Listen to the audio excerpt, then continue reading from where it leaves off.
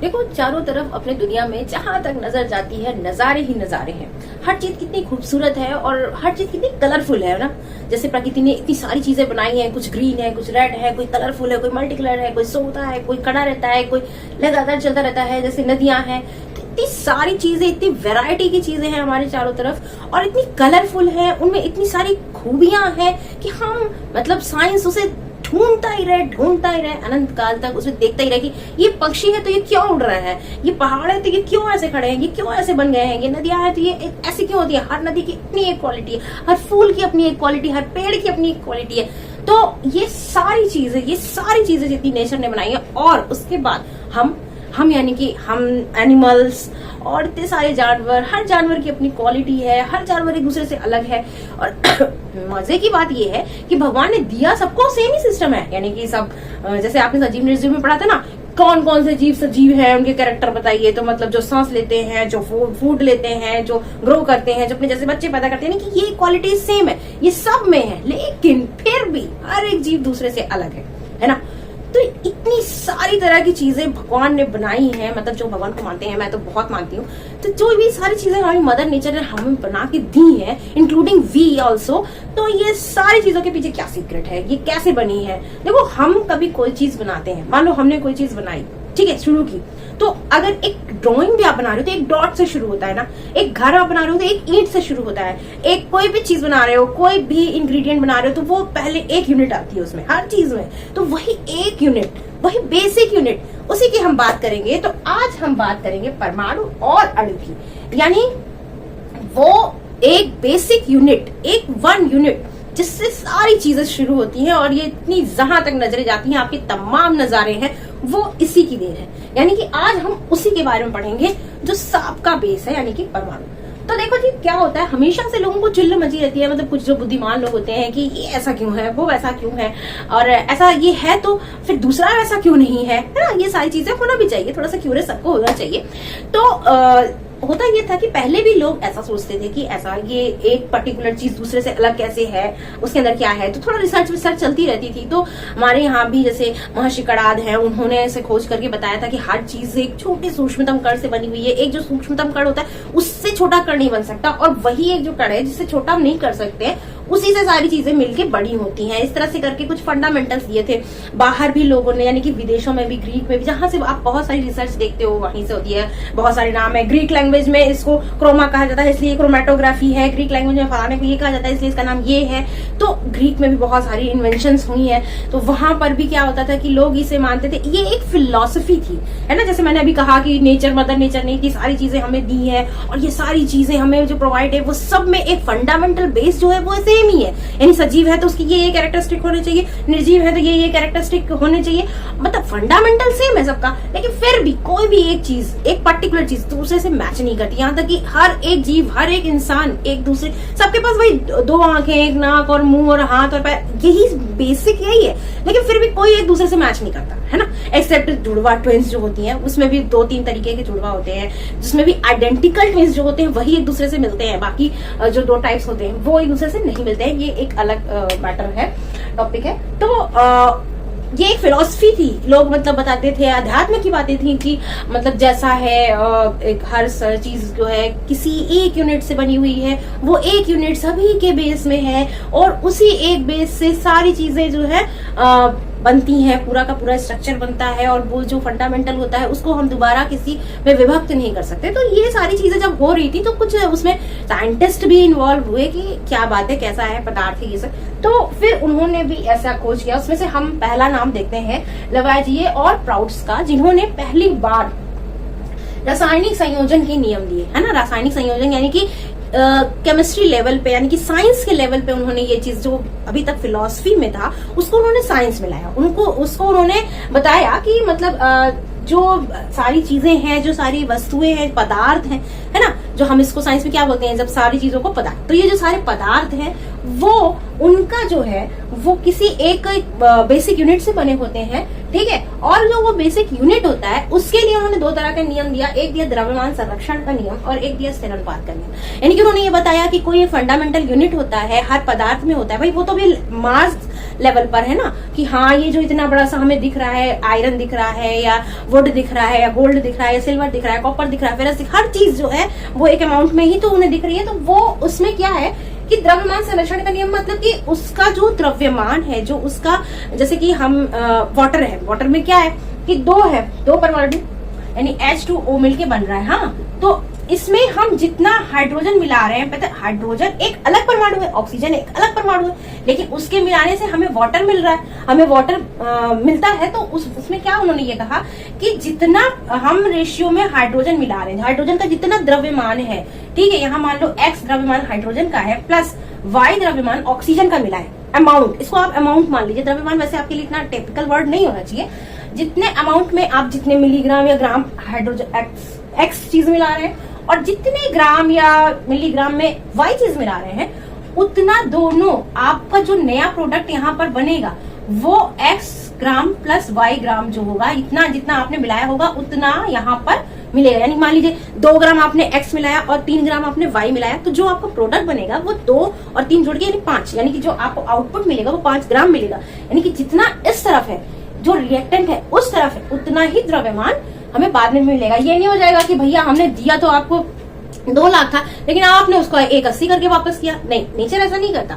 जितना वो लेता है उसी अमाउंट में, यानी द्रव्यमान कभी भी वो नहीं खत्म होता। द्रव्यमान संरक्षण का नियम, द्रव्यमान कभी खत्म नहीं होता, वो आप अलग अलग अमाउंट में है तो जितने अमाउंट में मिलेगा, जब वो पूरा प्रोडक्ट एक बन जाएगा उसका द्रव्यमान भी उतना ही होगा जितना इंग्रेडिएंट आपने डाला है, जितने अमाउंट में डाला है। ये होता है द्रव्यमान संरक्षण का नियम, ठीक है। वो मतलब ह्यूमंस की तरह बेमान नहीं होता कि नहीं भैया फायदा वायदा हमें कुछ मिला नहीं तो अब क्या करें, नुकसान हो गया, मार्केट नीचे चली गई तो ये 2 का 1.5 हो गया, ठीक है, ऐसा नेचर में नहीं होता। ये मतलब ये तो हमारी इजाद है ना। तो अब स्थिर अनुपात का नियम, स्थिर अनुपात का नियम क्या होता है कि कोई आपको यौगिक बनाना है, कोई एक पर्टिकुलर चीज बनानी है, तो उसमें आप एक पर्टिकुलर अनुपात में मिलाएंगे तभी वो चीज बनेगी। जैसे कि अब हर बार मैं वाटर का एग्जांपल नहीं लूंगी, आप मान लीजिए कि आपको यहाँ पर कार्बन डाइऑक्साइड बनानी है, ठीक, तो आप कार्बन डाइऑक्साइड कब मिलेगा, जब कार्बन का एक मॉलिक्यूल लोगे आप और ऑक्सीजन, कार्बन का एक एटम और ऑक्सीजन का 2 एटम मिलेगा, तो फिर आपका वो CO2 बनेगा, तभी CO2 बनेगा। अगर आप इसको सोचो, इसको भी बंद कर दें तो वो कार्बन मोनोऑक्साइड बन जाएगा, ठीक है। यानी कि इसका जो है वो एक स्थिर अनुपात में ही आप मिलाओगे तभी वो पर्टिकुलर यौगिक बनेगा, ठीक। अगर आप स्थिर अनुपात नहीं करते हो, अगर आप मिलावट करते हो तो वो नहीं होगा। देखो भाई नेचर कितनी प्योर है ना। नेचर मतलब आपको ये बताइए, ये तो साइंटिस्ट ने बताया कि ऐसा होता है, लेकिन ये नियम तो पहले से ही है। मतलब आपका ये जो है, जितना आप जिस रेशियो में आपको चीज मिला रहे हो उसी रेशियो में आपका आउटपुट आ रहा है, जितना गुड़ डाल रहे हो उतना ही मीठा हो रहा है ना। तो मतलब जितना हिसाब किताब से आप बनाओगे वही चीज बनके आपके सामने आ जाएगी, सीधी सी बात है। इसमें कुछ याद करने वाली चीज ही नहीं है। मतलब जो आप अगर साफ दिल से सोचोगे, जितना आपको मिल रहा है आप उतना ही वापस करोगे, दैट इज द्रव्यमान संरक्षण का नियम। और जिस रेशियो में आप कोई चीज मिला रहे हो उसी रेशियो में एक नया यौगिक वही बनेगा जिस रेशियो में आप चीजें मिलाओगे, ठीक है। ये नहीं कि आपने कार्बन 1 लिया, ऑक्सीजन ये लिया तो आपको मिलेगा कार्बन डाइऑक्साइड, ना, ऐसा नहीं। अगर आपने 1 मॉलिक्यूल लिया है तो कार्बन मोनो बनेगा, और अगर आपने उस अनुपात को घटाया बढ़ाया है उस अनुपात में नया यौगिक भी बनेगा, ठीक है। तो ये 2 नियम आपने देखा।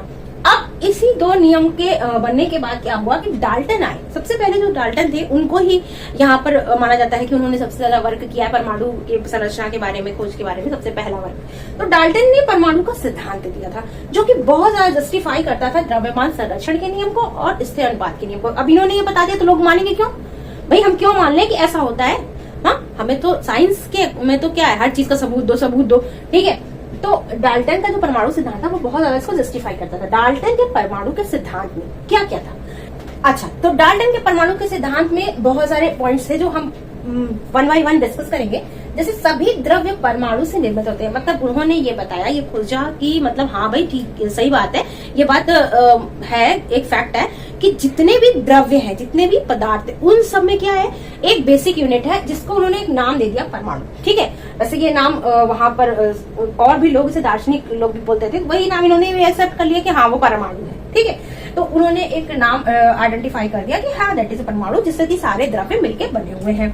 अच्छा, अब जो ये बेसिक है ये हमारा परमाणु, इसके बाद क्या है, ये जो परमाणु है उन्होंने ये कहा, और ये जो परमाणु होता है वो अविभाज्य सूक्ष्मतम कण होता है। अब इससे ज्यादा इसको डिवाइड नहीं कर सकते, इस परमाणु से ज्यादा इसको डिवाइड नहीं कर सकते। ये हमने बाद में पढ़ा ना कि परमाणु को भी डिवाइड कर, उसमें भी और भी कण होते हैं, इलेक्ट्रॉन प्रोटॉन न्यूट्रॉन, ये बात ही बात, तब तक इतना नहीं पता था, ठीक है। उसके बाद इन्होंने ये बताया कि जो द्रव्यमान या रासायनिक गुणधर्म होता है वो सब समान होता है, यानी कि कोई द्रव्य है, जैसे कि मान लो ये पूरा बोर्ड है, ये भी तो किसी छोटे छोटे परमाणु से मिलकर बना होगा, लेकिन इस पूरे बोर्ड में जो भी, जैसे ये एल्यूमिनियम लगा है, इसमें जितने मॉलिक्यूल है सब एल्यूमिनियम की ही प्रॉपर्टी दिखाते हैं, इसीलिए पूरा हमको एक द्रव्य दिखता है। जैसे ये बोर्ड है, इस बोर्ड में जो भी अप्लाई है वो सब मॉलिक्यूल का गुणधर्म एक ही है, इसलिए वो हमें एक जैसा लगता है, ठीक है। तो उनका कहने का मतलब ये था कि उनके सबके द्रव्यमान और उनके जो रासायनिक गुणधर्म है उन परमाणुओं के एक द्रव्य में, एक पदार्थ में जितने भी होंगे वो सब सेम ही कैरेक्टरिस्टिक दिखाएंगे, ठीक है। उसके बाद क्या है, भिन्न तत्व भिन्न गुणधर्म, यानी कि और दूसरा वाला जो है उसके जो होंगे वो अलग होंगे, है ना। अब जैसे ये प्लाई के जितने भी परमाणु हैं, जितने भी एल्यूमिनियम के हैं वो सब एल्यूमिनियम, लेकिन जो एल्यूमिनियम है और जो ये प्लाई, इन दोनों के तो अलग अलग है ना, जो ये मार्कर है और ये जो प्लाई, इसके तो अलग अलग है ना, लेकिन इसके जो मार्कर में जितने परमाणु है वो सब सेम है, इसीलिए तो हमें ऐसे दिख रहा है ना। तो यही कहने का मतलब है कि एक तत्व में तो एक परमाणु जो है सब एक जैसा गुणधर्म होगा, लेकिन अलग अलग तत्व के परमाणु जो है वो अलग अलग गुणधर्म दिखाएंगे। वेरी इजी, बहुत सही बात है ये।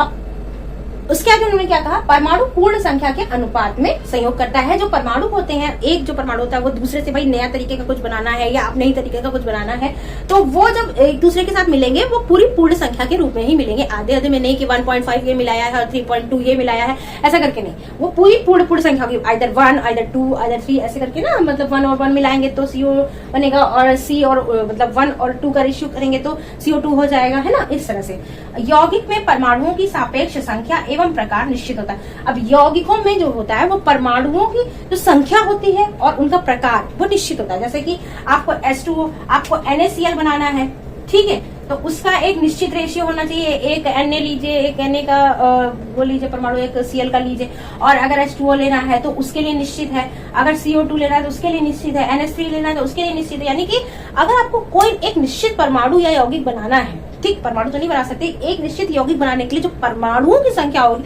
और अनुपातों वो बिल्कुल फिक्स है, ठीक है ना। आप जैसे मिलाएंगे वो उसी रेशियो में, कोई नया प्रोडक्ट उसी रेशियो में बनेगा। तो ये सारी चीजें, ये सारे सिद्धांत ये डाल्टन ने, ये परमाणु के सिद्धांत दिए। अच्छा, अब इसके बाद हम पढ़ेंगे परमाणु पर, फाइनली हम ये आएंगे, ये तो सिद्ध हो गया कि हाँ ठीक है परमाणु होता है, परमाणु में ये गुणधर्म होता है, ठीक है, चलो सब कुछ समझ में आ गया। अब इसके बाद हम पढ़ते हैं परमाणु पे चलते हैं। देखो भाई, परमाणु क्या है हमने जान लिया कि सबसे बेसिक यूनिट है किसी भी द्रव्य की, ठीक है। और बाहर बहुत तरह के परमाणु, अब इस तरह तो आप कहोगे हर बहुत सारे पदार्थ हम देखते हैं, सबके परमाणु, यानी कि कहीं क्लोरीन देख रहे हैं, हम प्रोटीन देख रहे हैं, कोई वाटर है या फेरस, सोना है, चांदी है, लोहा है, तांबा है, बहुत सारी, एल्यूमिनियम है, बहुत सारे पदार्थ है। और सिर्फ ये तो मैंने धातुएं गिनाई है, आप तो जानते हैं 90 तरीके के हैं जो खोज किए गए हैं, और उसके बाद जो है 10-20 तरह के तो वो तो साइंटिस्ट ने खुद ही बनाए हैं। तो इस तरह से बहुत सारे तत्व है ना, ऑक्सीजन है, नाइट्रोजन है, ऑर्गन है, हीलियम है, हाइड्रोजन है, ये सारे गैसेस, अधातु है, ये सब पदार्थ, इस सब में परमाणु, सब परमाणुओं से ही मिलकर बने हुए हैं, ठीक है। तो इसका मतलब ये है कि जो परमाणु होता है वो क्या है, वो हर तरह के द्रव्य की बेसिक यूनिट है, ठीक। अब क्या है, अब आप बाहर देख रहे हो बहुत सारे, हाँ बहुत सारे, हमें तो याद आ गया कि हमने बहुत सारे परमाणु देखे हैं, बहुत सारे तत्व देखे हैं, सारे तत्वों के सारे परमाणु होते हैं, इसका मतलब बेसिक में, ठीक है, तो समझ में आ गया हमें। अच्छा, परमाणु क्या होता है, वो बहुत छोटा होता है, वो हमें अपनी आंखों से दिख नहीं सकता, कितना छोटा होता है, फिर भी उसका साइज हमें पता है। उसका साइज होता है 10⁻⁹ मीटर, -9 मीटर, यानी कि मीटर का 1/, मतलब जो आप लिखोगे नैनो इसको बोलते हैं, यानी कि 1 मीटर का 1/, और 9 टाइम्स ये लिखो,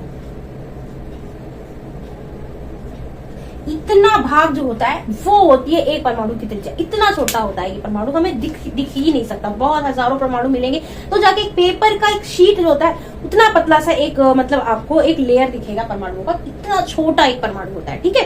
तो उसकी यूनिट ये है कि 10⁻⁹ मीटर, यानी कि 1 नैनोमीटर होती है एक परमाणु की त्रिज्या, और 1 नैनोमीटर कितना होता है वो भी मैंने आपको बता दिया, ठीक। तो ये आपको क्या लगता है कि ये जो परमाणु होते हैं ये हम नंगी आंख से देख सकते हैं? नहीं, ये पॉसिबल ही नहीं है। ठीक, अच्छा, परमाणु की त्रिज्या हो गई। अब उसके बाद क्या है, परमाणुओं के आधुनिक प्रतीक। अब हमारे पास बहुत तरह के परमाणु थे, ठीक है, जैसे आप देख रहे हो अपने चारों तरफ बहुत तरह के तत्व है, तो जितने तरह के तत्व है उतने तरह के परमाणु है, तो बहुत हो गए। अब क्या है कि जैसे अब आपने ये सोचा हमारे नाम क्यों रखे जाते हैं, अलग अलग तरीके से हमारे नाम क्यों रखे जाते हैं, क्या जरूरत है, सभी इंसान है, सब बराबर है, तो सबको नाम लेके अलग अलग क्यों कर दिया गया है? इसलिए किया गया भैया, ताकि पता रहे, कंफर्म रहे हर किसी को दुनिया में कि अगर हमने कहा काशीराम तो काशीराम मतलब यही है, अगर हमने कहा राम नारायण तो राम नारायण यही है, अगर हमने कहा अब्दुल्ला तो अब्दुल्ला यही है। तो इस तरह से उनके नाम रखने जरूरी है, ठीक, ताकि पता चल जाए हाँ पर्टिकुलर फीचर वाला व्यक्ति की बात हो रही है या पर्टिकुलर नेचर वाले व्यक्ति की बात हो रही है, ठीक है।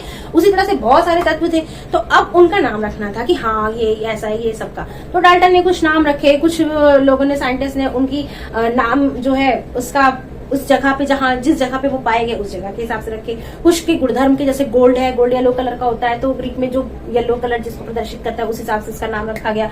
और कुछ अब नाम में क्या है कि उनके आधुनिक प्रतीक कौन बताता है या नाम कौन, देखो भाई अब क्या है ना कि जैसे हमने जो नाम रखा वो यूनिवर्सल होना चाहिए। पता चला कि यहाँ जिसका नाम है राम नारायण, वहां दूसरी जगह जाके राधे श्याम हो गया, दूसरी जगह कह रहे अरे भैया वो तो राधे श्याम है, नहीं भैया वो तो राम नारायण है। अब ये कैसे, फिर तो कंफ्यूजन हो जाएगा ना। तो इसीलिए एक संस्था बनी हुई है, उसका नाम है IUPAC, ठीक।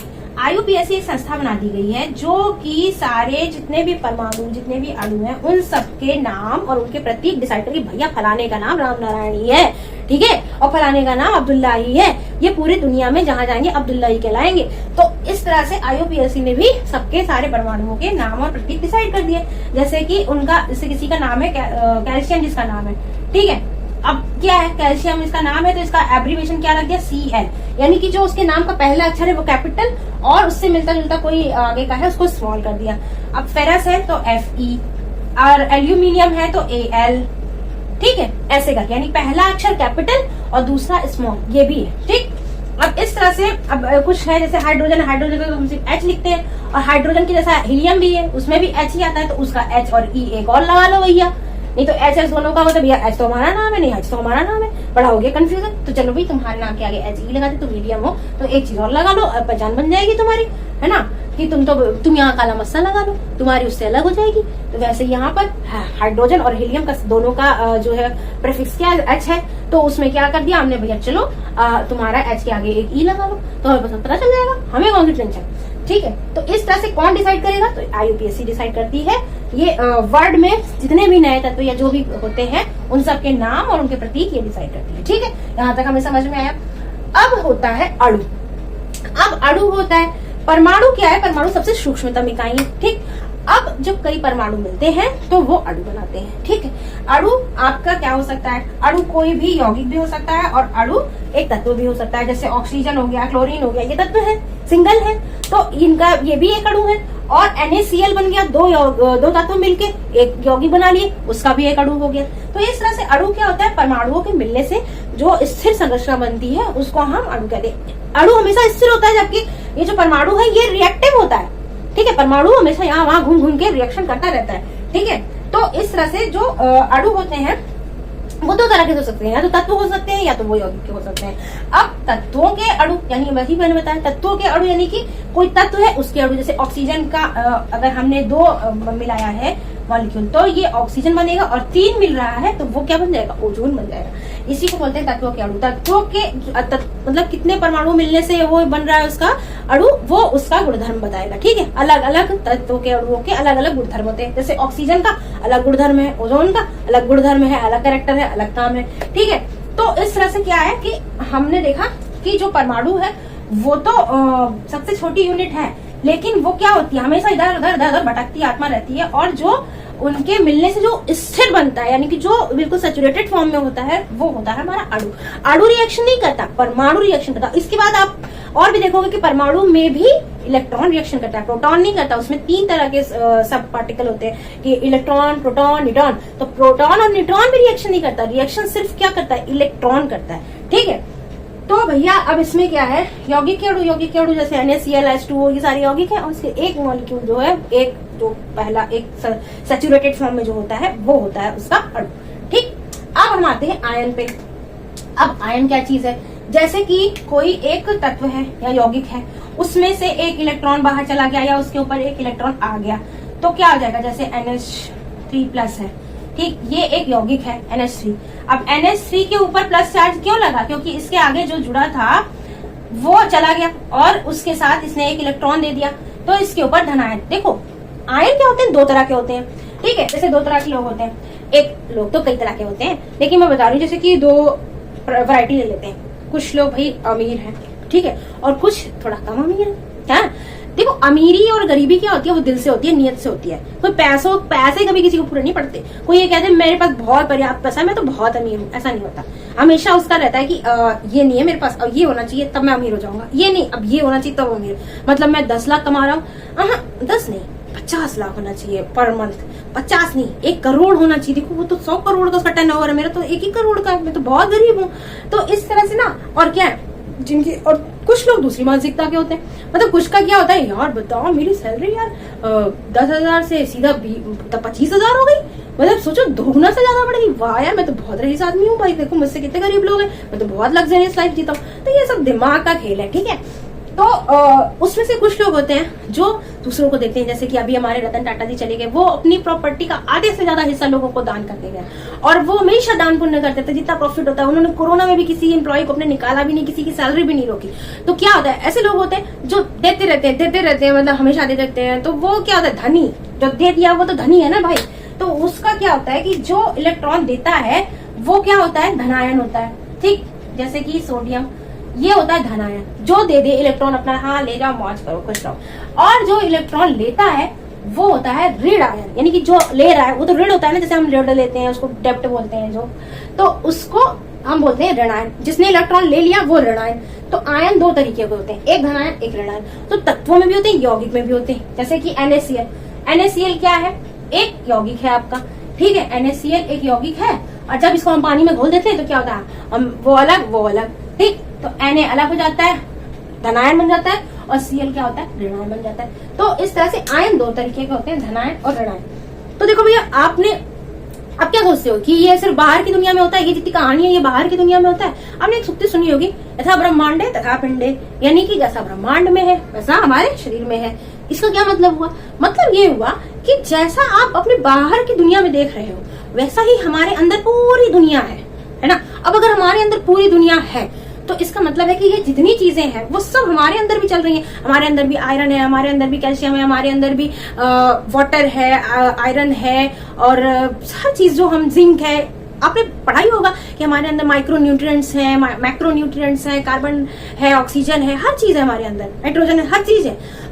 और जब हर चीज है तो जाहिर सी बात है कि हमारे अंदर सारे अणु हैं, ठीक। जो हमने अभी अणु पढ़ा वो अणु है तो परमाणु है तो आयन भी होंगे। देखो हमारे शरीर में भी ये होता रहता है, धनायन ऋणायन, ठीक है। और इससे हमारे ऊपर कॉम्प्लिकेशंस भी आते हैं। जो हमारे शरीर के अंदर बहुत सारे परमाणु हैं, ठीक है। और परमाणु क्या होता है कि जैसे उसका एक तो होता है कि संतृप्त हो गया, उसमें बाहर अगर 8 इलेक्ट्रॉन है या बाहर की कक्षा भरी हुई है तब तो वो किसी से रिएक्शन नहीं करेगा।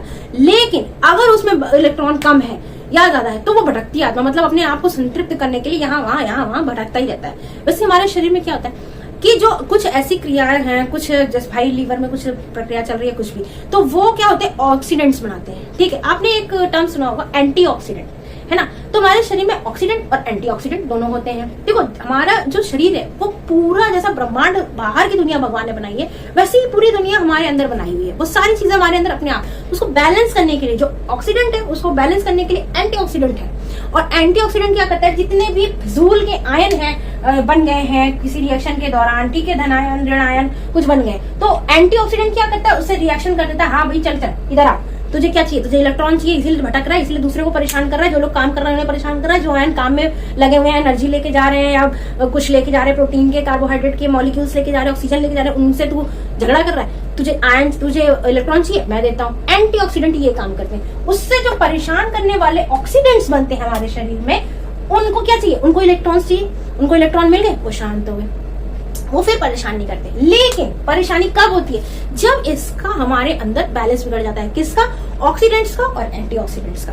अच्छा, एंटीऑक्सीडेंट और ऑक्सीडेंट का जब बैलेंस बिगड़ता है, ऑक्सीडेंट की संख्या ज्यादा हो जाती है, तो वो हमारे अंदर, अब भाई कोई चीज का बैलेंस बिगड़ गया है तो वो तमाम बीमारियां शुरू कर देता है। हमें कैंसर की प्रॉब्लम होने लगेगी, हमें हार्ट बीट की प्रॉब्लम होने लगेगी, हमारा हार्ट परेशान होने लगेगा, हमारा टेंशन होने लगेगी, हमारा स्ट्रेस, और जहां हमारे ब्रेन ने स्ट्रेस लिया और वो फिर उसका हार्मोनल डिसबैलेंस हुआ, तो आपको तो पता है कि ब्रेन से सारा बॉडी कवर होता है। तो अगर हार्मोन में डिस्टर्बेंस होता है तो तमाम बीमारियां, लीवर में प्रॉब्लम, लंग्स में प्रॉब्लम, किडनी में प्रॉब्लम, हार्ट में प्रॉब्लम, सब जगह धीरे धीरे प्रॉब्लम शुरू हो जाती है। अच्छा, ये बैलेंस बिगड़ता क्यों है? ये बैलेंस देखो, हमारी फूड हैबिट्स ऐसी हो चुकी है, हमारी डेली हैबिट्स ऐसी हो चुकी है। हम क्या खाते हैं? जंक फूड खाते हैं, उसमें होता है ट्रांस फैट, और जब ट्रांस फैट हमारे शरीर में जाता है ना, तो उसको जब डाइजेस्ट किया जाता है तो उसमें बहुत सारे ऑक्सीडेंट्स निकलते हैं, ठीक है। और जब हम जो है फिजूल का जैसे बैठे बैठे टाइम पास करें तो हमारी जो मेटाबॉलिज्म है वो डिस्टर्ब हो जाता है, ठीक है। अल्कोहल लेते हैं उससे मेटाबॉलिज्म डिस्टर्ब हो जाता है, और स्मोक करते हैं उससे मेटाबॉलिज्म डिस्टर्ब। अब जब मेटाबॉलिज्म डिस्टर्ब हो गया, जितना हमें एंटीऑक्सीडेंट बनाना था वो हमारे बॉडी को मिल नहीं पाया, जाहिर सी बात है वो नहीं है तो ऑक्सीडेंट बढ़ते चले जाएंगे। ऐसे देखो, जरूरी नहीं है कि हम में बैड हैबिट्स हो तभी, हम ऐसे एनवायरनमेंट में रहते हैं, हमारे चारों तरफ पोल्यूशन है और ऑक्सीजन की कमी है, बहुत सारे पोल्यूटेंट हैं, सल्फर के ऑक्साइड्स हैं, नाइट्रोजन के ऑक्साइड्स हैं, हम इसे इनहेल कर लेते हैं तो उससे हमारे शरीर में बाहर से भी चले जाते हैं, ठीक है। तो उससे क्या होता है कि हमारे जो शरीर के जो ऑक्सीडेंट्स है, मान लो उसके हिसाब से एंटीऑक्सीडेंट सफिशिएंट है, लेकिन हमने बाहर से ले लिए, हमने हमारी फूड हैबिट ऐसी है, हमारी खुद की हैबिट ऐसी है, खा लिया, पसर रहे हैं, कुछ करना धरना है नहीं, तो बस सब जो भी करता है भगवान करता है, भगवान चाहेगा तो हमें हिला ही लेगा। तो फिर क्या होगा? फिर हिली जाओगे, फिर भी सीधा हिली जाओगे। तो इस तरह से क्या होता है कि हमारा जो बॉडी है वो फिर कवर नहीं कर पाता उस चीजों को। उन चीजों को कवर करने के हमें फिर बाहर से एंटीऑक्सीडेंट्स दिए जाते हैं, और वो एंटीऑक्सीडेंट्स क्या होते हैं? जैसे कि फ्रूट्स के माध्यम से या नट्स के माध्यम से या दाल वाल जो रॉ मटेरियल के माध्यम से हमें बाहर से एंटीऑक्सीडेंट्स दिए जाते हैं। फिर ये एंटीऑक्सीडेंट्स हमारा क्या काम, जैसे सप्लीमेंट्स के माध्यम से हमें दिए जाते हैं, और ये एंटीऑक्सीडेंट हमारे शरीर में जाके वो भटकती आत्माएं जो ऑक्सीडेंट्स हैं उनके साथ रिएक्शन करती है, और वो रिएक्शन करके उन्हें न्यूट्रलाइज कर देती है। उसके बाद हमारी बॉडी बिल्कुल शांत, मतलब बिल्कुल सही स्टैब्लिश हो जाती है। तो कहने का मतलब ये है कि ऐसी सिचुएशन ना आए, इसलिए भले ही भगवान ने आपको बहुत अच्छी लाइफ दी है, बहुत पैसा दिया है आपके पास, आप तो चांदी का चम्मच लेके पैदा हुए हो, लेकिन बॉडी का नेचर क्या है? बॉडी का नेचर है मूवमेंट। बॉडी का नेचर है कि आप उसको बिजी रखिए, ब्रेन को काम पे लगाइए। ब्रेन, आप सोचते हो ना, अरे यार हटाओ, हमारे पास इतनी सारी प्रॉपर्टी है, हमें क्या जरूरत है हिलने डुलने की। लेकिन आप भले ही हिलो डुलो नहीं, आप कुछ काम नहीं करो, लेकिन आपका ब्रेन जो होता है ना वो कंटिन्यूअस कुछ ना कुछ थिंक करते ही रहेगा। आप लेटे रहोगे तो आप सोचोगे ये पंखा ऐसे ही क्यों घूमता है, पूरे टाइम ही ऐसे, मतलब कुछ ना कुछ वो सोचेगा जरूर।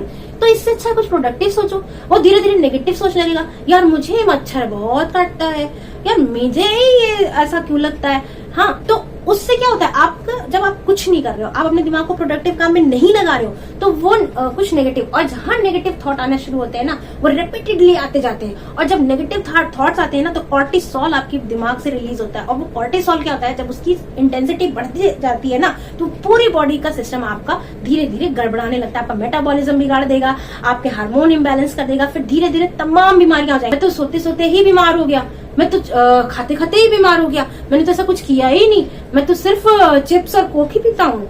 तो ऐसा नहीं है। जो आपकी बेसिक नेचर है वो उसको बोलते हैं स्वधर्म। जो शरीर का हर चीज का जो स्वधर्म है वो आप कीजिए। आपकी बॉडी का नेचर है कि वो चले फिरे और एक्सरसाइज करे। ये नहीं है कि अब आपके पास ढेर सारा पैसा, आपने अपनी जगह दूसरे को काम करने को रख दिया। आप कितने लकी हैं कि आपको कुछ नहीं करना पड़ता, आपका सब काम। जी नहीं, आप अनलकी हैं, आप अपने साथ बुरा कर रहे हैं। आप चलिए फिरिए, एक्सरसाइज कीजिए, अच्छा खाइए। आप बोले यार मैं तो साल के 12 मास सेब खाता हूँ, मेरे पास तो कोई चाहे 200 रुपए किलो चाहे 100 रुपए किलो। नहीं, आप गलत कर रहे हो। सीजनल फ्रूट खाइए। आप बिना सीजन के फ्रूट खा रहे हैं, उससे आपको कोई बेनिफिट नहीं हो रहा है। तो जो नेचर है, जो बेसिक नेचर है, जो प्रकृति का नेचर है, आप बस उसके साथ चलिए, स्वस्थ रहेंगे, मस्त रहेंगे, बिलीव मी। तो ऐसा ही हमारे बाहर जो हमने अभी तक पढ़ा कि इतने सारे हमारे पास जो भी चीजें हमें दिखती हैं वो सब उनके बेस में एक बेसिक यूनिट है जिसको हम परमाणु कहते हैं, जो एक दूसरे के साथ रिएक्ट करके नया यौगिक, नया तत्व बनाती है। और उसी को जब मल्टीप्लाई करते हैं, जब कई परमाणु मिलते हैं तो वो अणु बन जाते हैं, और वही अणु मिलकर पदार्थ या द्रव्य बनते हैं। अब इसके आगे चैप्टर में हम पढ़ेंगे कि उनका रासायनिक सूत्र वगैरह कैसे लिखा जाता है, उसके परमाणु द्रव्यमान और अनुपात की कैसे गणना की जाती है।